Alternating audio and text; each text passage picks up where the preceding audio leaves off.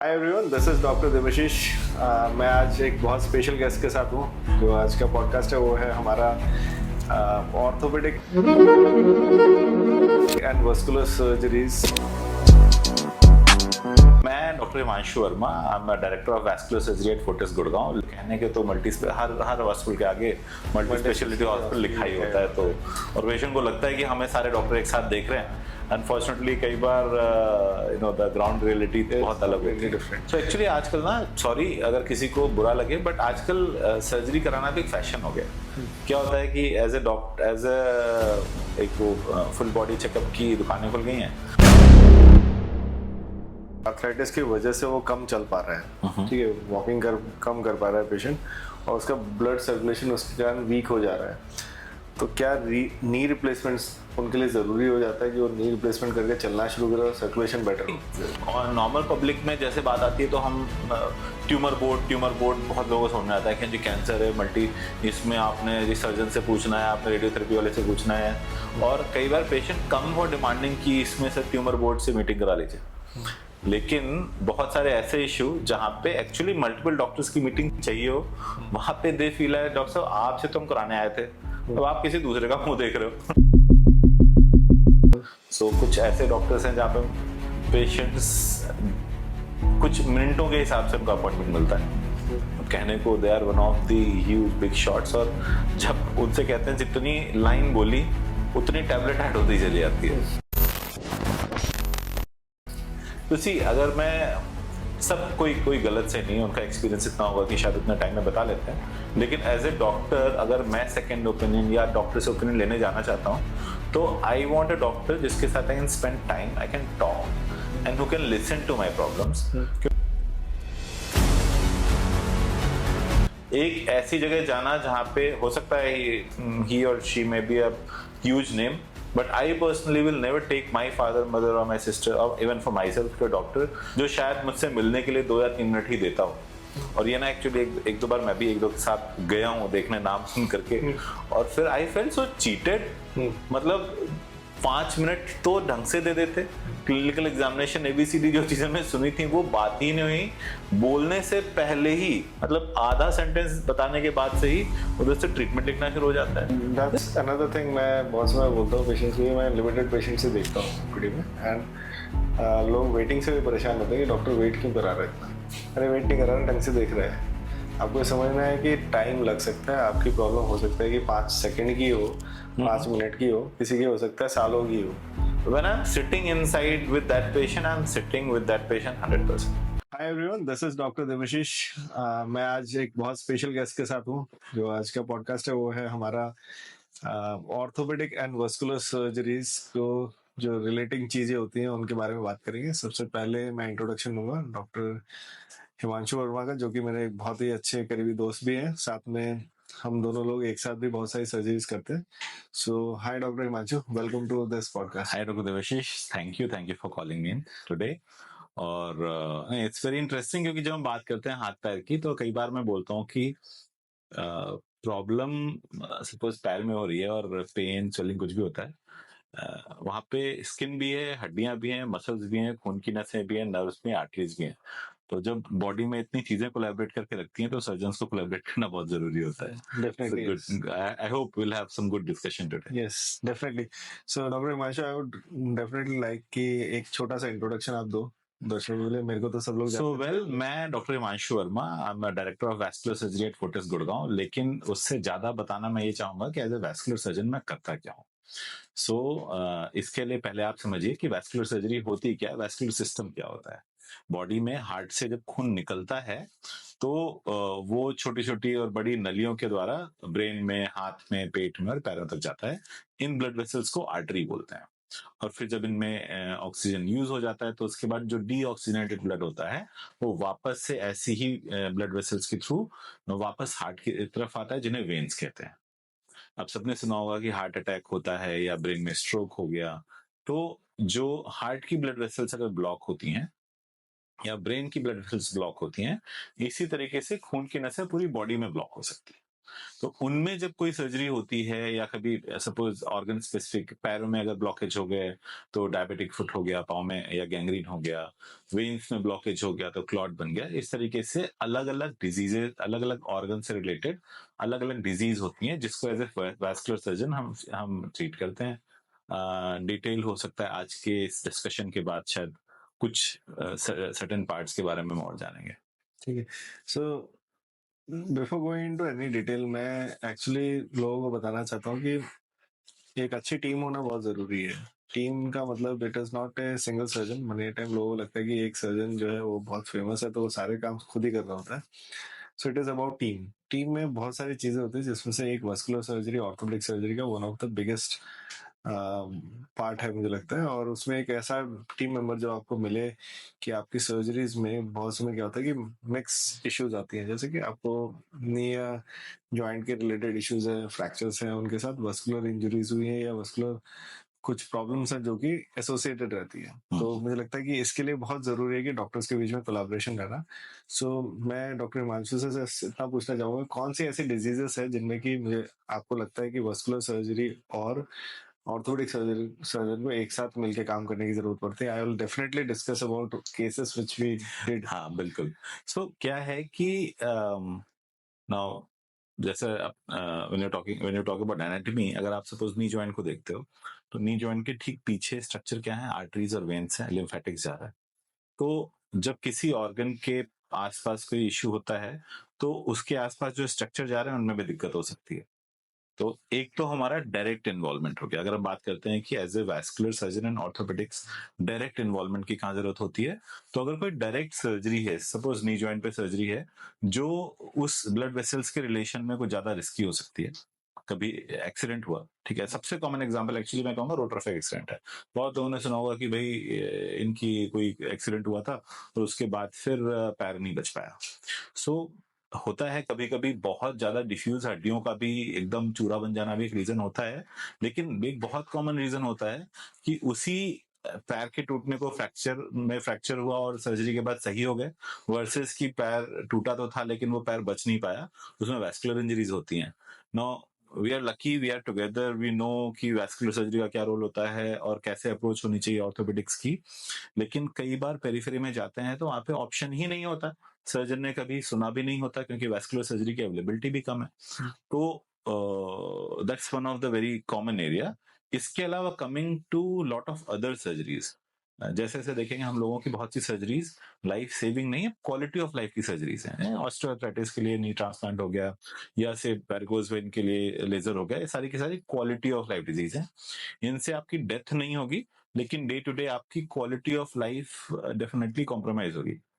ऐसे में अगर मैं एक सर्जरी करने जा रहा हूँ जी, मैंने अपना काम सही कर दिया, बाकी तुम देखो, वो गलत है। मैंने कई बार देखते हैं कि नी ट्रांसप्लांट होके आ गए लेकिन नोबडी नोटिसेस कि इनको डीवीटी की प्रोफाइलैक्सिस देनी थी और डीवीटी हो गया, या फिर किसी को वेरिकोज वेन था बैकग्राउंड में और पैरों में स्वेलिंग रह रही थी, ट्रांसप्लांट तो कर दिया लेकिन they didn't work well on their calf pump. तो कोलैबोरेशन, ऑर्थोपेडिक्स अगेन, हमारी ब्लड वेसल्स तो जा रही हैं और सारे जॉइंट्स के क्रॉस होती हुई जाती हैं, तो चाहे वो एल्बो के क्रॉस हो चाहे वो शोल्डर के क्रॉस हो, पर्टिकुलर केस वाइज चीजें अलग होती हैं। लेकिन डायरेक्ट सर्जरीज भी जो हैं उनमें भी वैस्कुलर सर्जरी और इनका कई बार इन्वॉल्वमेंट होता है। नाउ आई एम लकी कि कई बार जैसे यू आर अराउंड, कई और ऑर्थोपेडिक फ्रेंड्स भी हैं जो चीजों को एंटिसिपेट करते हैं and we get called in at important point. वो इंपॉर्टेंट होता है, वो बहुत सही जरूरी है, बजाय कि पेशेंट को ट्रीट कर दिया और उसके बाद दे सफर्स फ्रॉम द कॉन्सिक्वेंसेस। ठीक है डॉक्टर हिमांशु, मैं गोइंग इनटू केसेस पे सबसे पहले मैं एक केस के बारे में डिस्कस करता हूँ। एक one of the I think बहुत जो टफ और डिफिकल्ट केसेस के बारे में मैं डिस्कस करूंगा। It was about that Mizoram lady जो आई थी हमारे पास होते knee dislocation injury. Now knee dislocation is very common. Dislocate हो गया तो पीछे ब्लड वेसल्स इंजरी हो जाती है।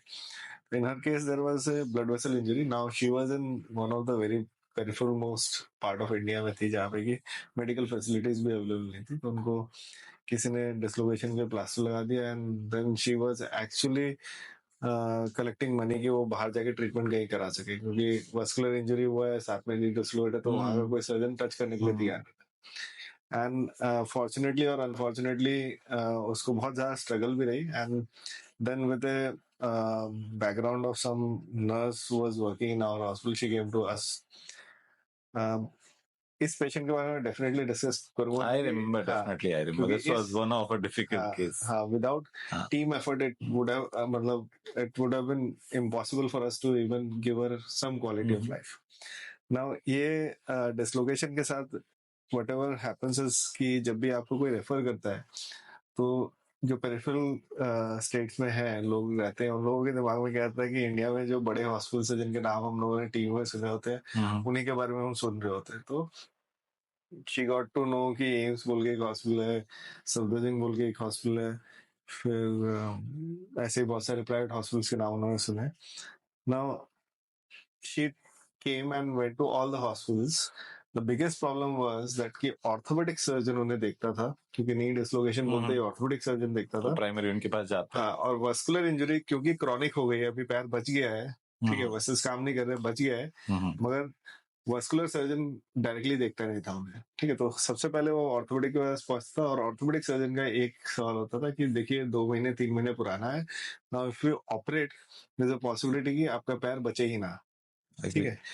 एंड बहुत अचंभे वाली बात ये थी कि बहुत बड़े बड़े हॉस्पिटल्स में हो गई है, and I can name the private hospitals as well, but avoid कर रहा हूँ कि कंफ्लिक्ट ना क्रिएट हो।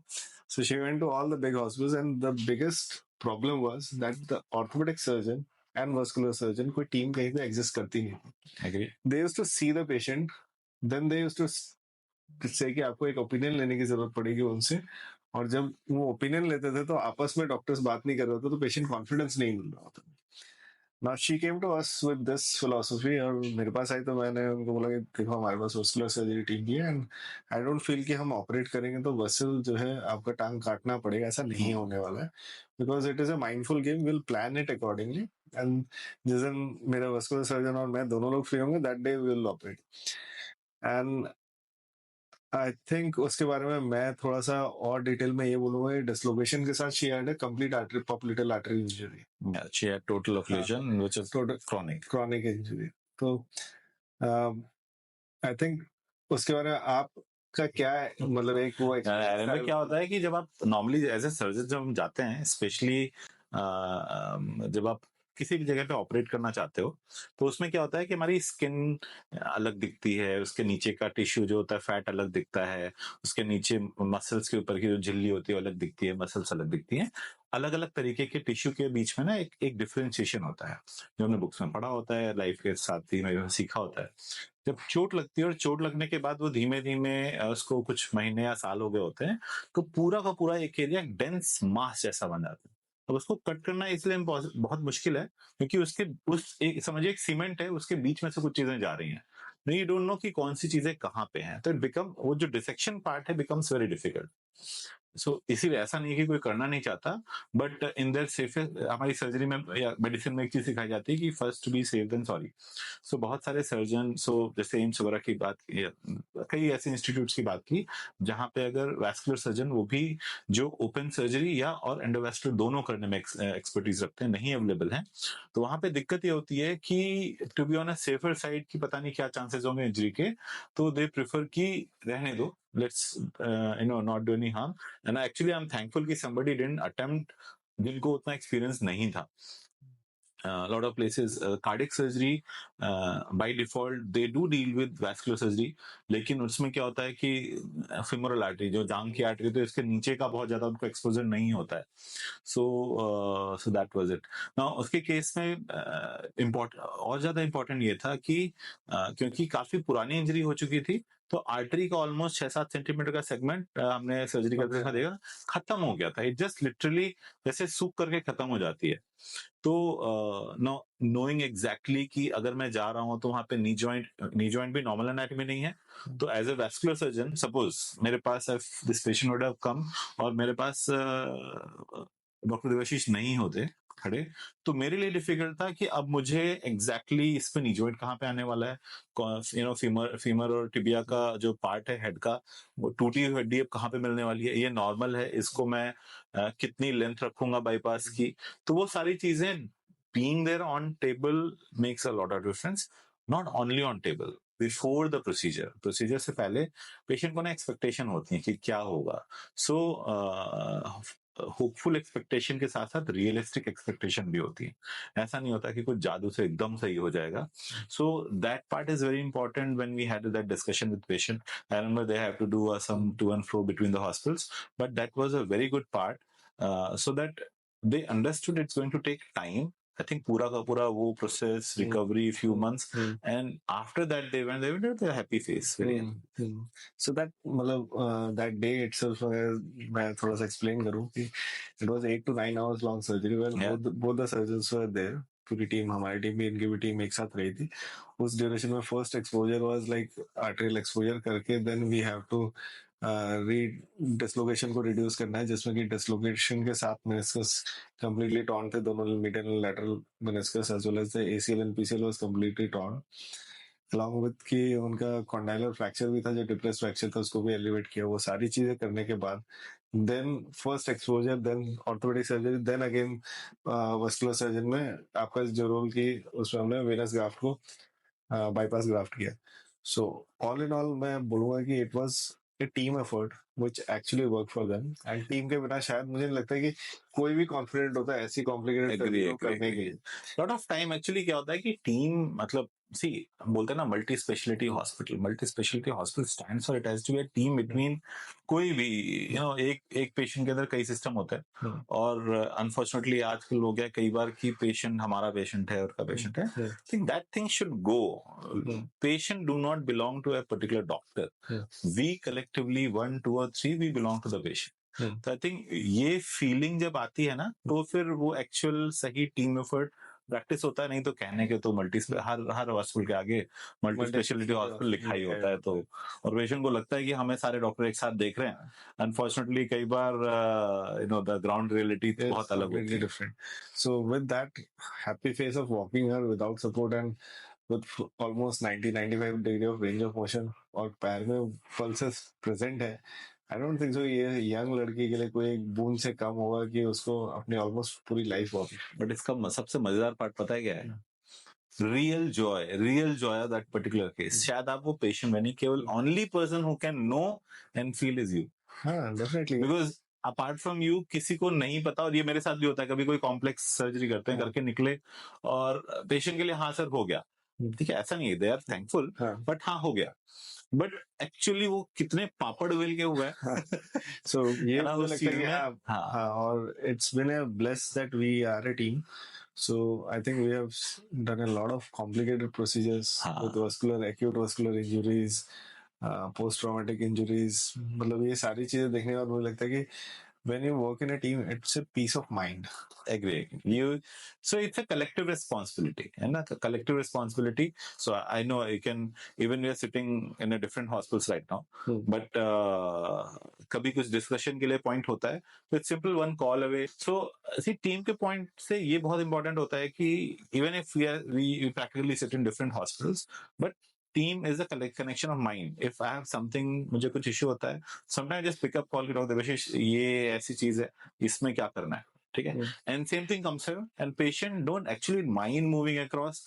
एंड जब कभी जरूरत पड़ती है jointly, if I am free, if I can move across to give services, that happens. There has been days जब I have been on a standby कि देखो भाई ना जरूरत पड़ सकती है, आज खाली रखना. So that has been days. So this is a peace of mind as well as it's a my quality of surgery. And even आप 100 पेशेंट, मुझे लगता है कुछ समय होता है 100 पेशेंट देखने सर्जन में ऐसा होता है, but it is one single patient also in a day जो आपको बहुत ज्यादा सेटिस्फेक्शन दे रहा होता है. एंड सर्जन की लाइफ में आई थिंक ये सबसे सेटिस्फैक्टरी होता है कि आप जब बहुत कॉम्प्लिकेटेड सर्जरीज को सेफली निकाल देते हो और उसका अच्छा रिजल्ट निकलता है, and you are happy with it. And that's where I think all the changes are there, and all mindset, and the surgeon is actually working for these type of results. I mean, I always say इसको exactly वैसे ना सुने, अगर हो सकता है ये line थोड़ी सी अजीब लगे, but doing this is like high octane thrilling surgeries, जिसमें you know कि थोड़ा सा इधर उधर हुआ तो शायद you can fall of the Cliff, लेकिन उतनी हाई स्पीड में उस जगह जाकर के व्हेन यू रीच एंड पतली सी जगह से निकाल के ले जाते हो, वो एक छोटी सी नर्व जो शायद आप बचा ले गए, या वो हड्डी का एक टुकड़ा जो शायद आपने बचा के कहीं यूज कर लिया, जो शायद अगेन किसी को पता नहीं चला, बहुत मैटर करता है। Anyways, I think Dr. Himanshu, there's another part in the discussion जिसमें मैं आपको कुछ सवाल पूछने वाला हूँ, ठीक है? Now, because me being a knee specialist, my work is completely into joint replacements and joint preservation surgeries. Now, बहुत सारे मेरे patients आते हैं जिनको कि बहुत सारे medical issues होती हैं, जिनके बारे में मैं पूछने वाला हूँ. जैसे knee replacement से एक related बहुत जो complication मैंने देखा है कि patients के साथ होता है कि डीप वेन थ्रोम्बोसिस, ठीक है? अब ये डीप वेन थ्रोम्बोसिस होती क्या चीज है, जो मुझे लगता है कि मुझे आपको पूछना है, आपको भी बताना है कि डीप वेन थ्रोम्बोसिस क्यों लेथल होता है. मैं ये सवाल जो अपने पेशेंट्स के लिए ही पूछ रहा हूँ कि बहुत समय लोगों को ये पता ही नहीं होता है कि there is an entity called deep vein thrombosis. Exactly. Patient मुझे ये एग्जांपल देते हैं कि फलाना के घर में सर्जरी हुई थी नी रिप्लेसमेंट, 5 दिन के अंदर उनकी मौत हो गई या 10 दिन के अंदर उनकी मौत हो गई, जो कि मेरे को एक अचंभे की तरह लगता है कि मैं उनको क्या जवाब दूं कि ऐसा भी हुआ है, ठीक है? और इसको कैसे कम किया जा सकता है. I think you should talk little bit about deep vein thrombosis. तो डीवीटी, मैंने इफ यू रिमेम्बर हमने शुरू में बात की कि आर्टरीज होती है और वेन्स होती हैं, तो डीवीटी का फुल फॉर्म होता है डीप वेन थ्रोम्बोसिस. डीप मतलब गहरी. तो कई बार हम लोग जैसे सैंपल ब्लड सैंपलिंग वगैरह लेते हैं, ये सुपरफिशियल वेन्स होती हैं हाथ में पैरों में, बट इन्हीं की काउंटर पार्ट डीप वेन्स भी होती हैं, जो मेनली हड्डियों के पास होती हैं और काफी बड़े साइज में होती हैं. तो डीप वेन्स और थ्रोम्बोसिस, थ्रोम्बस मतलब क्लॉट. क्लॉट को अगर ऐसे समझें कि अगर आप दूध को खून से कंपेयर करो, तो जो जमा हुआ खून होता है वो दही जैसा होता है, सॉलिड लेकिन सॉफ्ट. तो अब सोचिए नी जॉइंट के पीछे से जो वेन्स जा रही हैं, अगर उनके पीछे उनमें उनके अंदर खून जम जाए और जो जेल जैसी कंसिस्टेंसी का है, तो उससे दिक्कतें क्या होंगी? उससे दिक्कत पहला तो होता है कि भाई ड्रेनेज पाइप है जो बंद हो गया, तो पाँव में सूजन बढ़ती जाएगी.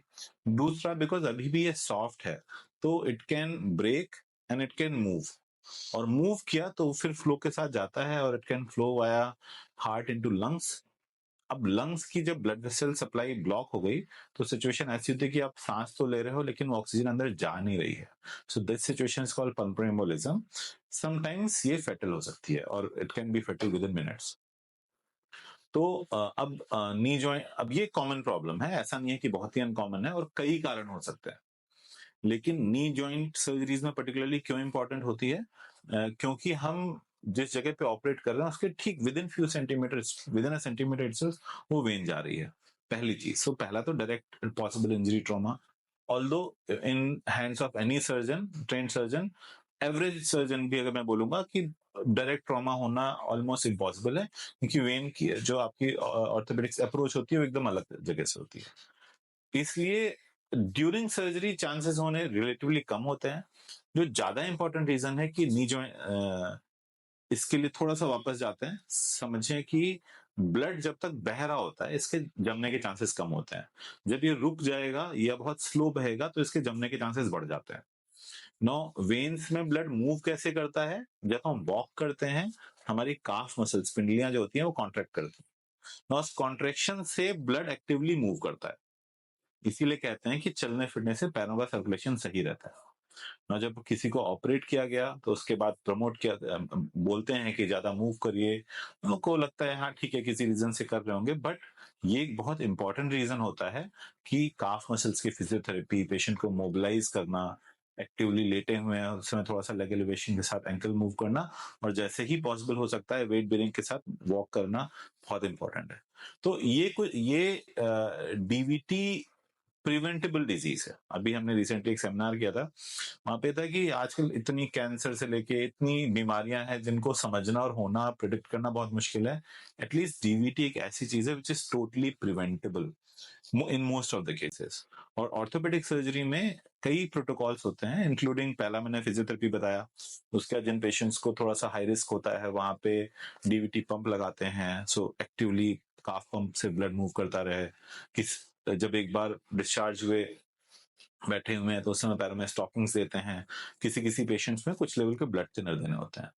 एक वैस्कुलर, एक ऑर्थोपेडिक सर्जन के पॉइंट ऑफ व्यू से मुझे लगता है कि सर्जन की अंडरस्टैंडिंग की डीवीटी हो सकती है बहुत ज्यादा जरूरी है। तो and I do get lot of time कि surgeons who having zero idea कि किस में प्रोफाइलेक्सिस देनी है, किस में किस तरीके से no one thing for all वैसे सेट होती नहीं है। आपको अपना पेशेंट स्ट्रेटिफिकेशन भी करना पड़ेगा।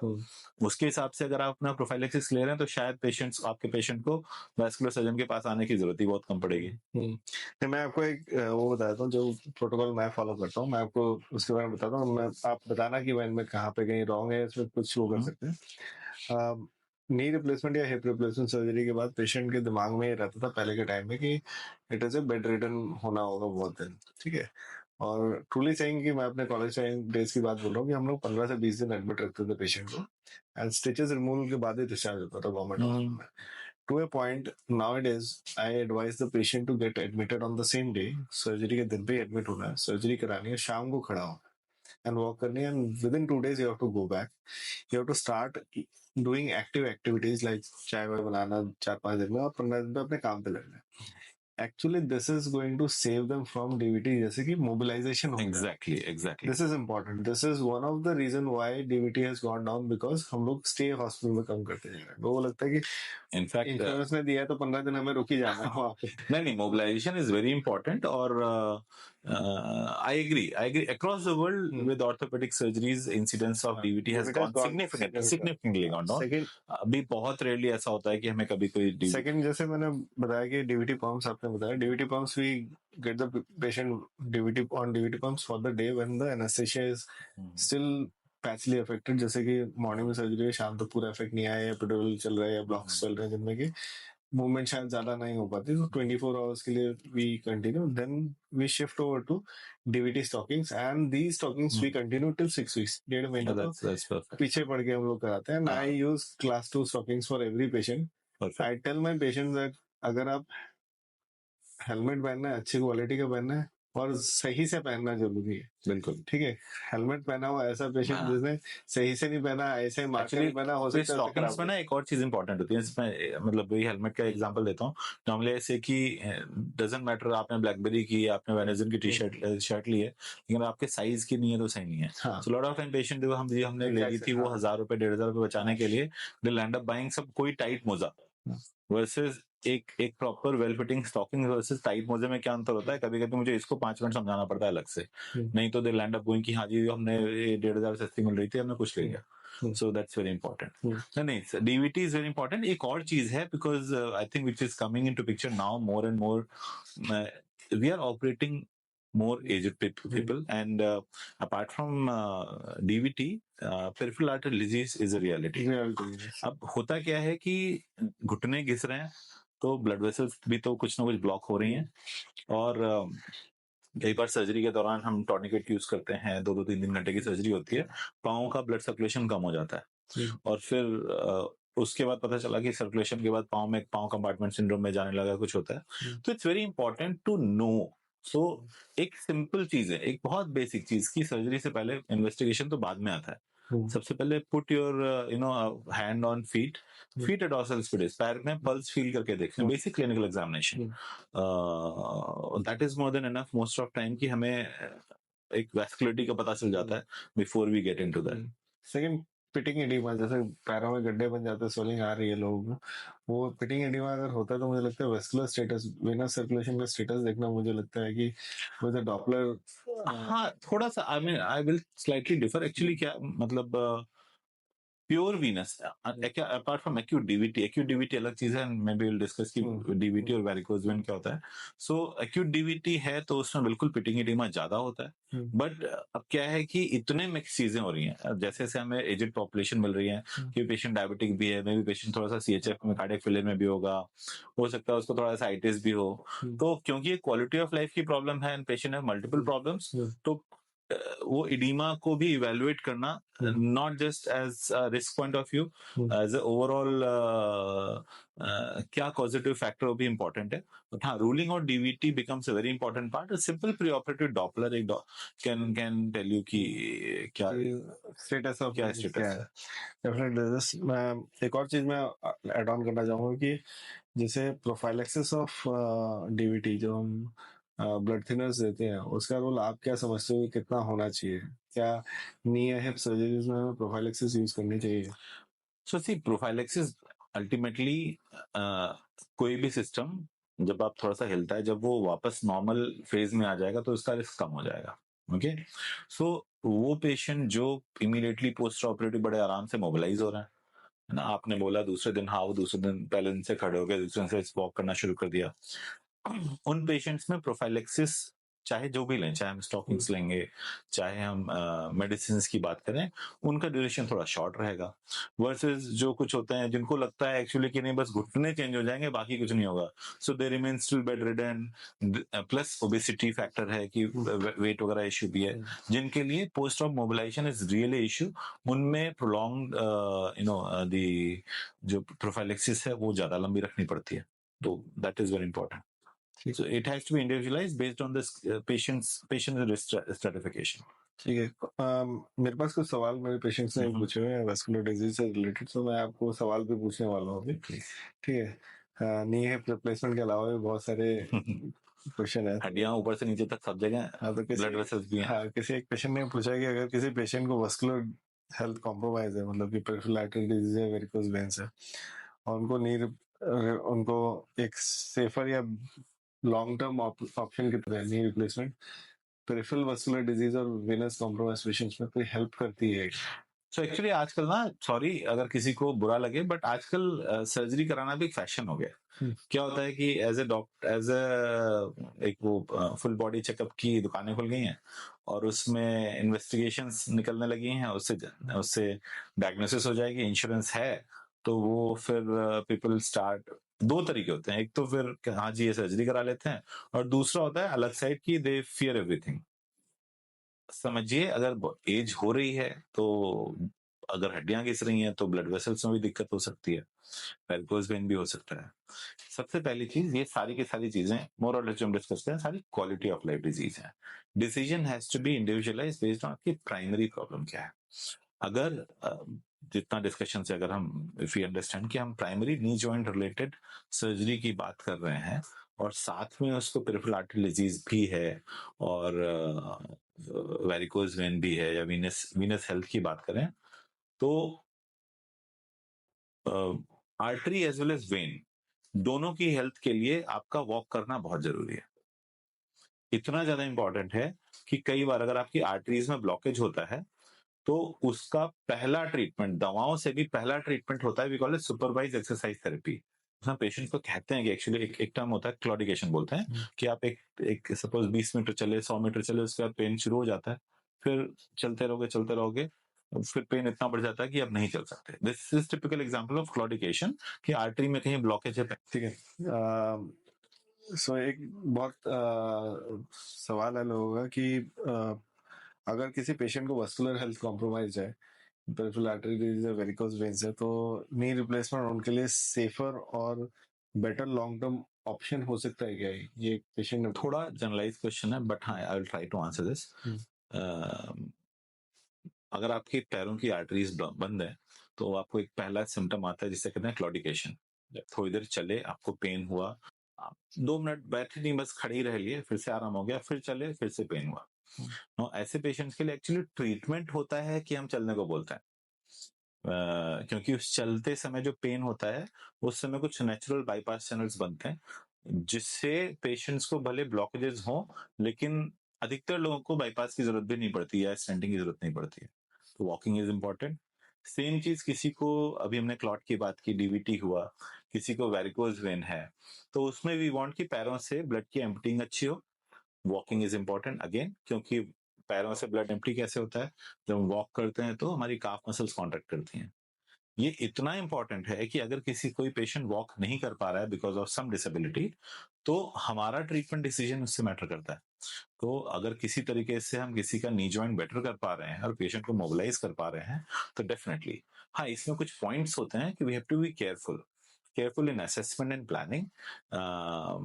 Bypass से knee transplant for a person जिनको blood vessel blocked है या knee transplant in a patient जिसको पहले जिसको varicose vein या DVT है, definitely उसमें कुछ minor technical variations होते हैं जो अगर orthopedic surgeon जानता है तो वो अकॉर्डिंगली मैनेज करते हैं। टाइमली अगर वैस्कुलर सर्जरी का इंटरवेंशन जरूरत पड़ती है तो किया जा सकता है। So it's very important and patient should get it done whenever it's needed. ठीक है, एक और सवाल बहुत कॉमनली पेशेंट मेरे को पूछते हैं, अगर किसी को नी का आर्थराइटिस की वजह से वो कम चल पा रहा है, ठीक है, वॉकिंग कम कर पा रहा है पेशेंट, और उसका ब्लड सर्कुलेशन उसके कारण वीक हो जा रहा है, तो क्या नी रिप्लेसमेंट्स उनके लिए जरूरी हो जाता है कि वो नी रिप्लेसमेंट करके चलना शुरू करे और सर्कुलेशन बेटर हो?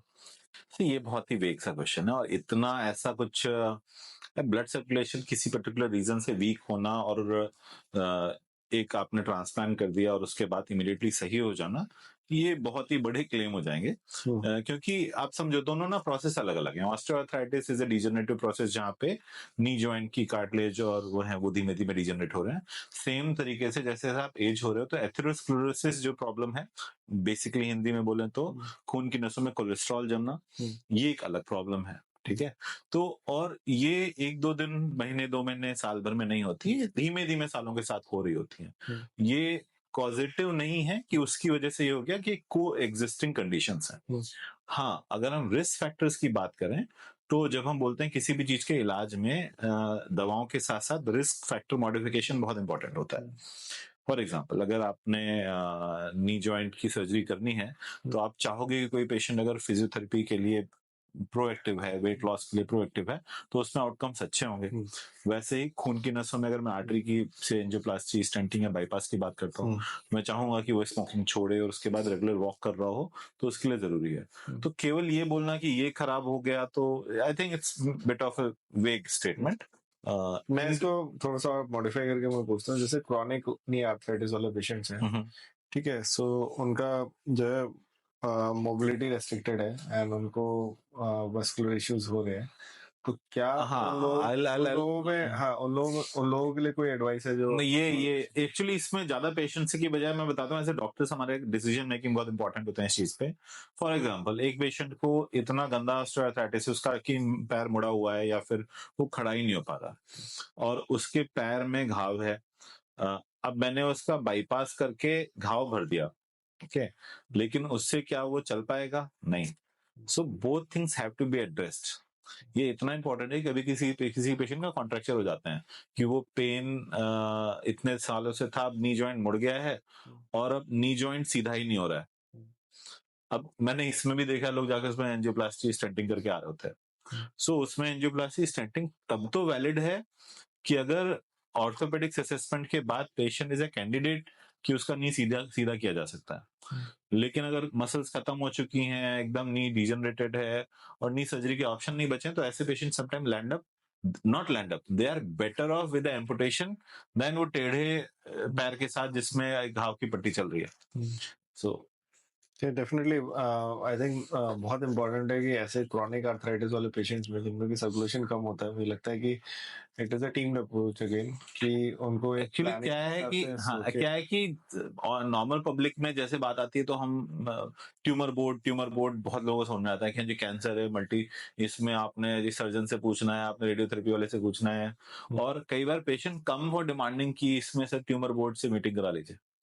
लेकिन बहुत सारे ऐसे इशू जहां पे एक्चुअली मल्टीपल डॉक्टर्स की मीटिंग चाहिए हो, वहां पे दे फील है डॉक्टर साहब आपसे तो हम कराने आए थे, तो आप किसी दूसरे का मुंह देख रहे हो। So sometime they feel much more confident with the surgeon, अरे नहीं जी सब ठीक हो जाएगा, वो वाली अप्रोच है। जबकि as a patient they should understand कि एक डॉक्टर जो आपकी 1 या 2% या 5% के रिस्क को इग्नोर कर रहा है, तो वो 5% का जब रिस्क हुआ ना, वो उसको हैंडल करने के लिए रेडी नहीं है। तो टीम इज इम्पोर्टेंट। अच्छा, मुझे एक सवाल मेरे दिमाग में आ रहा है, how important is a vascular assessment before any knee और हिप रिप्लेसमेंट सर्जरी? जैसे मैंने बोला, सबसे बेसिक इज क्लिनिकल एग्जामिनेशन। नहीं, अगर हमने दोबारा से सवाल को रिफ्रेम करता हूँ कि how important is getting a vascular surgeons opinion before any knee and hip replacement, उनके असेसमेंट और हमारे ऑर्थोपेडिक असेसमेंट में क्या ठीक है। मेजर सो डिफरेंस है? सी आजकल धीमे धीमे मेडिको लीगल इम्प्लीकेशंस भी बहुत ज्यादा हैं। तो पहले मैंने बोला था कि क्लिनिकल एग्जामिनेशन, लेकिन प्रॉब्लम ये है कि क्लिनिकल एग्जामिनेशन हमें भी पता है, एमबीबीएस के टाइम में याद होता है कि पल्स फील करते थे, और अगर पल्स फील कर रहे हो नहीं फील हो पा रही है तो कभी कभी अपनी पल्स फील हो सकती है। तो इट्स नॉट समथिंग जिसको which can stand in court of law कि जी मैंने तो फील किया था, बाद में पता चला कि उसको तो आर्टरी में ब्लॉकेज निकल गया था। So it's very important to have vascular screening before as a routine part also, and if you are planning for any intervention especially across knee joint।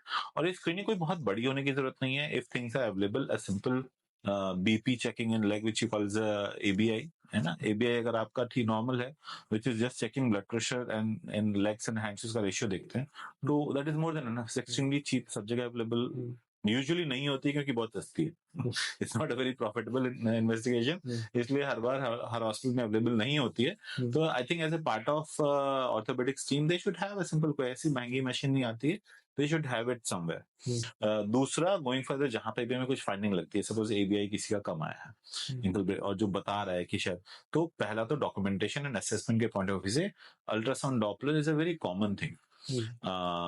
तो they should have a person, radiologist, again कोई team who should, जो वो reliable तरीके से Doppler करके उसकी report दे सके। और फिर व्हेन एवर नीडेड कुछ एबनॉर्मेलिटी आ रही है तो सिंपल फोन कॉल और simple connection, connecting with the vascular surgeon कि see this is scenario, do we need to do something. वहां पे बहुत ज्यादा इंपॉर्टेंट हो जाता है जहां पे अगर आपको विजिबल सिम्टम्स दिख रहे हैं। सो आप नी जॉइंट सर्जरी करने जा रहे हो बट उसको देखा पैर में तो एंकल में घाव हो रखा है, या फिर कोई उंगली काली हो रखी है, या फिर एक नीचे कॉर्न है जहाँ पे नीचे अल्सर है, डायबिटिक पेशेंट है, तो ऐसे में बहुत इंपॉर्टेंट हो जाता है। These are hard science. यहाँ पे by default opinion should be taken before proceeding for procedure. ठीक है, ग्रेट। डॉक्टर मानसी, ये तो रही सर्जरी की बात। मैं कुछ नॉन सर्जिकल पॉइंट्स पे भी आपको पूछना चाहूंगा। मेरे पास बहुत समय पेशेंट्स आते हैं लेग पेन लेके। हाँ, ठीक है, लेग पेन लेते ही सबसे पहला जो फीमेल्स में होता है ना, वो कहते हैं सबसे पहली चीज, सर हमें ना वेरिकोज वेन्स की भी प्रॉब्लम। ये इसके मैं एक्चुअली मैं बताता हूँ क्योंकि हाँ, मैंने आपका यहाँ पे रिसीवर एंड पे मैं ज्यादा रहता हूँ। हाँ, इसमें कहानी है, हाँ, वेरिकोज वेन सिंपली वो जो दिखने वाली कुछ वेन्स होती हैं, इनका स्पेक्ट्रम होता है।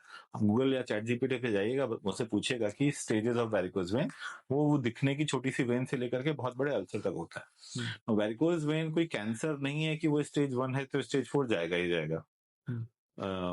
कई रीजन से फीमेल्स में ज्यादा और मेल्स में भी होता है। By the time you reach 40 to 60 के एज ग्रुप में आधी पॉपुलेशन को लगभग कुछ ना कुछ दिखने वाली वेरिकोज वेन होती हैं। मोस्ट ऑफ इनमें से एसिम्प्टोमेटिक होती हैं। अब दिक्कत क्या है कि धीमे धीमे वजन और कई चीजें लाइफस्टाइल के साथ साथ हड्डियां भी खराब होनी शुरू हो गई। हड्डियां आपको दिखती नहीं है, आपको दर्द पता चलता है और वेन दिखनी शुरू हो गई। तो ऑन एन एवरेज ओपीडी में मेरे पास 20 पेशेंट अगर वेरिकोज वेन के आते हैं तो उसमें सर्जिकल कैंडिडेट कोई एक होता है। 19 में एक्चुअली प्रॉब्लम या तो बहुत मिनिमल होती है या फिर एक्चुअल ज्यादा प्रॉब्लम है, तो दिस इज समथिंग एल्स। एक typical example, if I have a middle age female और even male but more common in female, and they come to you और कहते हैं जी मुझे वेन दिख रही है, और पहली चीज उनसे पूछो और पेन होता है, और पहली अगर उनका हाथ इधर जाता, so pain like this, so that is not varicose, simple. तो ये एक्चुअली मैं दोबारा से अपना एक वो एक्सपीरियंस शेयर करता हूँ कि मेनी टाइम्स क्या होता है कि पेशेंट बोलते हैं मेरे को वेरिकोज वेन्स भी है, ठीक है, एंड लाइक पेन हो रहा है और वो ठीक नहीं हो रहा है, तो वेरिकोज का जी बहुत इलाज करा लिया। तो जब मैं एग्जामिन कर रहा होता हूँ, it is that time I see a lot of small spider veins are there, ठीक है, और ये स्पाइडर वेन्स जो है ना दिमाग में वो वेरिकोज वेन्स ही छाप के लेके आते हैं, and it is not the exact varicose veins which we होता क्या है कि वेरिकोज, जैसा स्पाइडर वेन्स के ना बहुत वेरिकोज वेन का स्पेक्ट्रम है। अब स्पाइडर वेन जो आपको पर्टिकुलर वेन दिख रही है स्किन पे उस जगह पे, इसके होने के कारण समझो। इसके दो कारण हो सकते हैं, या तो जो सबसे कॉमन होता है कि because of hormonal issues, post perimenopausal post menopause के बाद ना कुछ ऐसे हार्मोनल चेंज होते हैं कि स्किन के अंदर वेसल्स डायलेट होती हैं, तो या तो ये वो वेन हो सकती है, जो सबसे ज्यादा कॉमन वही होती हैं। फिर कभी कभी ये veins actually they are developing क्योंकि वो पीछे से कोई ना कोई वेन लीक हो रही होती है, उसकी वजह से लीक हो रही है। सो मोस्ट ऑफ जो अगर पैथोलॉजिकल वेरिकोज वेन है, मतलब कि किसी पर्टिकुलर प्रॉब्लम से वेरिकोज वेन डेवलप हो रही है, तो उसमें सिम्टम्स भी होते हैं, केवल वो दिख रही है जी, अब इसमें डर पता नहीं कि इसमें क्लॉट तो नहीं हो जाएगा, ये वो यूजुअली, तो I think video is self assurance, the surety, लेकिन अगर कंसिडरेशन है तो फिर आकर के बात कर सकते हैं। सो मेरे साथ भी मोस्ट ऑफ द टाइम यही होता है कि बहुत समय पेशेंट्स जो है वो वेरिकोज वेन्स करके आए होते हैं, and to most common thing which I diagnose, जैसे आपने एक बताया कि ऊपर से नीचे जा रहा है तो sciatica या स्लिप डिस्क वाला पेन होता है, जो कि न्यूरोलॉजिकल पेन के नर्व के कंप्रेशन का होता है, और दूसरा होता है नी जॉइंट। नी जॉइंट, हाँ, मगर नी जॉइंट से मतलब ज्यादा अगर जरूरी अगर वेरिकोज वेन दिख रही हैं ऊपर थाई में, दूसरी प्रॉब्लम दिखाते हैं पैर नीचे स्वेलिंग दिख रही है, हाँ, और फिर वो आप एक बार घुटना चलो और करड़ करड़ की आवाज आ रही है, तो तो हाँ, वो definitely. It's bad osteoarthritis, plus उसकी वजह से patient has been sitting, so patient develop dependent oedema. उनका घुटना सही करो, चलाओ फिरो, तो स्टॉकिंग्स दो, और दीज पेशेंट्स आर, अच्छा एक चीज और इंपॉर्टेंट है, वेरिकोज वेन इंपॉर्टेंट क्यों हो जाता है कि these patients actually are at much higher risk for DVT, जो हम पहले बात कर रहे थे, वो पॉइंट जरूरी हो जाता है, but otherwise right direction is important most of. मैं नी जॉइंट के अलावा जो एक और लेग पेन का बहुत कॉमन बताने वाला हूँ, जो कि मुझे लगता है कि in fact it is one of the commonest one, जहाँ पे मैं वेरिकोज वेन्स पेशेंट बोल रहा था, एंड न्यूरोलॉजिकल कॉम्प्लिकेशन कुछ नहीं है, इवन आर्थराइटिस से भी पहले वाला स्टेज में पेशेंट मिलते हैं, इज बेसिकली ऑस्टियोपोरोसिस। बिल्कुल। नाउ दिस ऑस्टियोपोरोसिस में सबसे जरूरी जो चीज दिखती है वो शिन बोन में पेन, जो हमारा सबसे ज्यादा वेट बेरिंग बोन बॉडी का है, सारा बॉडी का मैक्सिमम वेन शिन बोन पे मिलता है, तो that starts hurting, and associated knee joint pain. So many time होता है जस्ट शिन बोन पे दबाने से पेशेंट को दर्द होता है, और पेशेंट का अगला लिटरली विंस इतना तेज दर्द करता है। हाँ, agree. और इसमें क्या होता है कि सबसे पहला चीज पेशेंट बोलता है, सर आप दबा बड़े जोर से रहे, ठीक है। हाँ, नाउ अगर आप उनसे पूछोगे तो पेशेंट कहेंगे हमें ना यूजुअली कोई भी जोर से मसाज करता है तो दर्द होता है, ठीक है, इनफैक्ट मसाज करने से दर्द बढ़ जाता है, और कभी कभी क्या होता है कि मसाज करने से उनको आराम भी मिल रहा होता है। दीज आर एक्चुअली कैंडिडेट जिनमें कि ऑस्टियोपोरोसिस को रूल आउट करना जरूरी है, और मुझे लगता है कि मेनी टाइम ऑस्टियोपोरोसिस वाले पेशेंट्स जो है यही कंप्लेन लेके इधर उधर घूम रहे होता है और इसका उल्टा पुल्टा इलाज करा रहे हैं। अनफॉर्चुनेटली क्या होता है कि नाउ दिस पेशेंट, समझता है एसिम्प्टोमेटिक वेरिकोज वेन बहुत कॉमन है, अब ये पेशेंट गई या गया और उसने डॉपलर कराया, अब और उसमें डॉपलर में क्या उसको वेरिकोज वेन मिल गया, दिख गई। अब वो गया किसी के पास, अब उसने, अच्छा वेरिकोज वेन क्या भी कई लोग कर रहे हैं, और being a vascular surgeon, non vascular surgeon, कई बार लैंड अप कि हाँ जी ये तो वेन है इसका, पेशेंट देख कम की सर हमारा ये डॉपलर हो रखा है, और वो इनिशियल जो जो कोरिलेशन है सिम्टम्स का, कि एक्चुअली सिम्टम्स वेरिकोज वेन के ही कुछ और वो ना मिस हो जाते हैं, सो फिर अब इनका लेजर भी हो गया, अब लेजर होने के बाद पेन तो उसकी वजह से था नहीं, सो कई बार मार्केट में नाम खराब कर रखा है। क्या होता है कि varicose vein not a right word, but हाँ यही हो रखा है। मेरे पास एक इतना बड़ा मिथ है कि वेरिकोज वेन तो पता नहीं, इससे छुटकारा ही नहीं मिलता है, ट्रीटमेंट कितना भी करा लो ये सही नहीं होती हैं, and biggest reason of is कि वो जो मोस्ट ऑफ जो कह रहे हैं ना कि इनका कितना भी इलाज कर लो, मोस्ट ऑफ वो इलाज करने ही नहीं चाहिए। वेरिकोज वेन आज के समय में आई मस्ट से कि if not the biggest is one of the biggest mall practice surgery across the world, क्योंकि प्रिवलेंस बहुत ज्यादा है, कि मतलब तीसरे चौथे बंदे को है, फीमेल्स में और ज्यादा है, और इजिली अल्ट्रासाउंड से अवेलेबल पिकअप भी होने लगे हैं, इंश्योरेंस इंडिया में टचवुड सब टचवुड क्या है अच्छे से रिम्बर्स भी होता है, सो डॉक्टर्स का भी थ्रेशोल्ड थोड़ा सा कम होता है करने को, और जहां पता चलता है हाँ जी चीजें से नहीं होगा लेजर से हो जाएगा, तो लोगों का भी थोड़ा सा knee joint surgery versus varicose vein के लिए एक्सेप्टेंस वो टक से वेरिकोज वेन की तरफ ज्यादा। सो ऑस्टियोपोरोसिस के लिए मतलब मेरा जो अपना पर्सनल एक्सपीरियंस है वो ये है कि बहुत सारे पेशेंट्स ऐसे आते हैं जिनको ना कि वेरिकोज वेन्स की हम सर्जरी भी करा चुके हैं या उसका ट्रीटमेंट ले रहे हैं, but still our leg is hurting. Now osteoporosis is one of the thing which needs awareness as well, कि ऑस्टियोपोरोटिक पेन लोगों को इतना परेशान कर देता है कि जब मैं वेरिकोज वेन्स या न्यूरोजेनिक क्लॉडिकेशन वाले पेशेंट देख रहा होता हूँ, वो सारे ये कह रहे थे कि हाँ भाई मेरे को ये है, but ultimately it comes out to be osteoporosis, and treating osteoporosis is actually उन लोगों का सारा पेन चला जाता है। तो लेग पेन में मुझे लगता है So, कि यहाँ पे ना डिफरेंशिएशन बहुत जरूरी है। एक्चुअली बहुत इंपॉर्टेंट चीज है। हमने ट्रेनिंग था, हमने एक बड़ी सी चीज शुरू की थी। सो कई बार ऐसा ही होता था कि पेशेंट आए, इन्वेस्टिगेशन के साथ आ गए जी, पेन में पैर में पेन होता है, और वो कभी ना कभी ट्रीट हो गए, किसी की स्टंटिंग हुई, किसी एंजियोप्लास्टी हुई, फिर बाद में कह रहे आराम नहीं हुआ।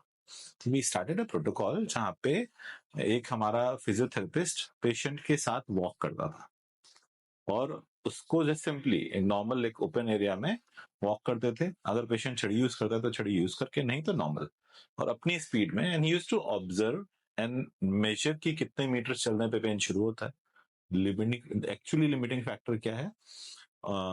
इट बी सरप्राइज कि हमारे पास वी हैड ऑलमोस्ट 1600 के आसपास केसेस और 3 years स्टडी, और उसमें सिग्निफिकेंट नंबर ऑफ पेशेंट जो हमारे पास रिपोर्ट लेके आए थे कि आर्टेरियल ब्लॉकेज है उनमें, उनमें लिमिटिंग फैक्टर आर्टेरियल क्लॉडिकेशन था ही नहीं। कुछ लोगों में limiting factor actually knee joint pain था, किसी किसी में ब्रेथलेसनेस थी, तो उसमें actually heart was a limiting factor, किसी में शियाटिका मिल रहा है। सो क्लिनिकल कोरिलेशन जो आजकल कई बार वो ओपीडी के पहले 5 मिनट में सीधे सीधे हम इन्वेस्टिगेशन में पहुंच जाते हैं, वो बहुत इंपॉर्टेंट चीज होती है जो मिस होती है। तो अगर इस वीडियो से एक टेक आउट लेना है, आप जब हॉस्पिटल जाते हो, डॉक्टर से मिलते हो, please don't feed the investigation. हाँ। प्रॉब्लम क्या है पहले वहां से शुरू करते हैं, let him go through it, कि क्या है, कैसे दिन कैसे शुरू होता है, क्या प्रॉब्लम शुरू होती है, क्या फैक्टर्स होते हैं जो उसको बढ़ाते हैं, क्या घटाते हैं। ये हमारी किसी भी सर्जन की या डॉक्टर की ट्रेनिंग का बेसिक पार्ट होते हैं। Let us stick to it, don't start feeding, क्योंकि क्या होता है, आपने आते ही, मेरे पास कई बार होता है, आने से पहले मेरे पास रिपोर्ट आ चुकी होती है कि उसका तो एसएफए बंद है, इसको ऑस्टियोआर्थराइटिस है, इसको। सो कहना बैक एक ना बायस हो जाता है, फिर आप शायद बताओगे तो मेरा mind it's thinking on that side. A healthy discussion with doctor has to be where we first focus stepwise. Problem इसलिए मैं अपने पेशेंट्स को हमेशा बोलता हूँ कि जब भी वो आते हैं रिपोर्ट्स के साथ, आई टेल देम कि आप अपने रिपोर्ट साइड में रख लो। सबसे पहला चीज is proper clinical history taking बहुत इंपॉर्टेंट है। आजकल हम लोग एक्सपर्ट हो गए तो फास्ट फॉरवर्ड हो जाता है, लीडिंग क्वेश्चंस पे आ जाते हैं, एग्री, उसके साथ फास्ट फॉरवर्ड भी हो जाता है। Second is clinical examination, examine करना बहुत जरूरी है। अब कोविड के चक्कर में एक प्रॉब्लम है कि लोगों को ना ऑनलाइन ओपिनियन चाहिए।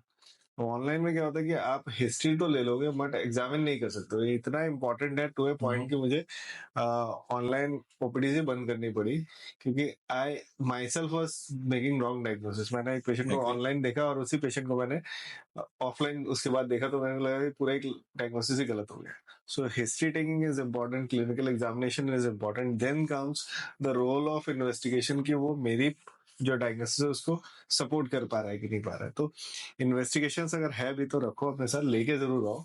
Late the doctor come to that after examining, क्योंकि क्या होता है कि आप पहले ही बता दोगे कि हाँ मेरा ये है, तो मेरे दिमाग में वही घूमता रहेगा, वही ढूंढता रहूंगा।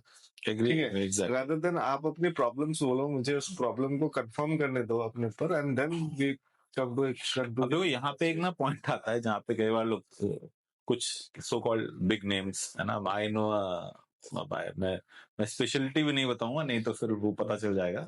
सो कुछ ऐसे डॉक्टर्स हैं जहाँ पे पेशेंट्स कुछ मिनटों के हिसाब से उनका अपॉइंटमेंट मिलता है। कहने को they are one of the huge big shots, और जब उनसे कहते हैं जितनी लाइन बोली उतनी टैबलेट ऐड होती चली जाती है।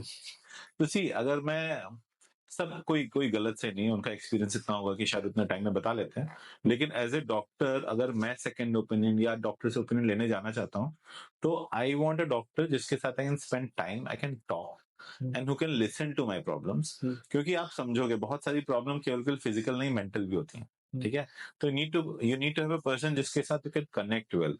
एक ऐसी जगह जाना जहाँ पे हो सकता है ही और she may be a huge name, but I personally will never take my father, mother और माई सिस्टर और even for myself to doctor जो शायद मुझसे मिलने के लिए 2 या 3 मिनट ही देता हो। और ये ना एक्चुअली एक दो बार मैं भी एक दो के साथ गया हूँ देखने, नाम सुन करके, और फिर आई फेल्ट सो चीटेड कि साला, मतलब 5 मिनट तो ढंग से दे देते। क्लिनिकल एग्जामिनेशन एबीसीडी जो चीजें मैं सुनी थी वो बात ही नहीं हुई, बोलने से पहले ही मतलब आधा सेंटेंस बताने के बाद से ही उधर से ट्रीटमेंट लिखना शुरू हो जाता है। This not right. He may be excellent, but he's not a safe surgeon. What we need is a safety first, है ना, वो तो जरूरी है. That's another thing. मैं बहुत समय बोलता हूँ पेशेंट्स को, मैं लिमिटेड पेशेंट से देखता हूँ पीडी में, एंड लोग वेटिंग से भी परेशान होते हैं कि डॉक्टर वेट क्यों करा रहा है इतना. अरे वेट नहीं करा रहा, ढंग से देख रहा है. आपको ये समझना है कि टाइम लग सकता है. आपकी प्रॉब्लम हो सकता है कि 5 सेकंड की हो, 5 मिनट की हो, किसी की हो सकता है सालों की हो. ठीक है, तो हर पेशेंट डिफरेंट होता है, and that might take long time. And vascular surgery और ऑर्थोपेडिक सर्जरी जो दोनों ब्रांच है, उसमें मुझे लगता है कि ऐसी जगह है जहाँ पे पेशेंट्स का डॉक्टर के साथ टाइम स्पेंड करना जरूरी है. देखो अगेन, मतलब कभी हम लोग कई बातें ऐसी करते हैं जो शायद नॉर्मल पब्लिक के लिए थोड़ी सी इंसेंसिटिव हो. इंसेंसिटिव नहीं है, लेकिन बहुत प्रैक्टिकल बात कर रहे हैं कि हमारा मरीज, सो नी जॉइंट, अगर किसी को सर्जरी गोज रॉन्ग, वो ना, वो he will not die most probably because of it. He will live to tell the tale about it, everyone, है ना. तो वो 500 लोगों के पास जा करके बताएगा. तो these are quality of life issues. हम आपको कोई 100% सही करने के नहीं सोच रहे हैं. हमारा टारगेट ये है कि आपकी quality of life become way better than जो अभी एग्जिस्टिंग है. तो इसमें आपकी क्वालिटी ऑफ लाइफ, तो आपकी लाइफ और आपकी क्वालिटी ऑफ लाइफ की डिफिनेशन क्या होगी, हमें जज करनी पड़ती है, एसेस करनी पड़ती है. इसके लिए टाइम देना पड़ता है. वो टाइम नहीं देंगे यू वांट, तो फिर कुछ नहीं होता. और इसलिए सेम प्रॉब्लम मेरे साथ भी होती है. वो मार मची रहती है, सर वो इतना. When I'm sitting inside with that patient, I'm sitting with that patient 100%. मेरे लिए वो टाइम इंपॉर्टेंट है. जब तक everything is not answered, his and my mind is not clear, patient के relative whichever person is there, तब तक I don't stop. So with this I think बहुत लंबा डिस्कशन है, बहुत अच्छा हुआ है ऑर्थोपेडिक एंड वस्कुलर सर्जरी के ऊपर. I think it's good, it's more of a good clinical discussion. हाँ, सो आई थिंक बहुत लोग ऐसे हैं जो कि दोनों ही चीजों से परेशान होते हैं, and I think they should watch this video. And if you have any queries and any questions, you should ask. And मैं डॉक्टर हिमांशु दोनों ही अलग अलग हॉस्पिटल में हैं, but I think it's a team effort that whenever he is needed, he is there. Whenever I am needed, I am there. So it's a team of friends. And मुझे लगता है कि orthopaedic surgery या किसी भी surgical field या vascular surgery बोले, doctors की टीम एफर्ट बहुत जरूरी होती है. And I am actually thankful कि हमारे पास एक अच्छा टीम मेंबर है जिसमें हम रिलाई कर सकते हैं. And thanks doctor Himanshu for, thank you doctor Devashish, it was lovely और मजा आया. Thanks, and keep watching our podcast.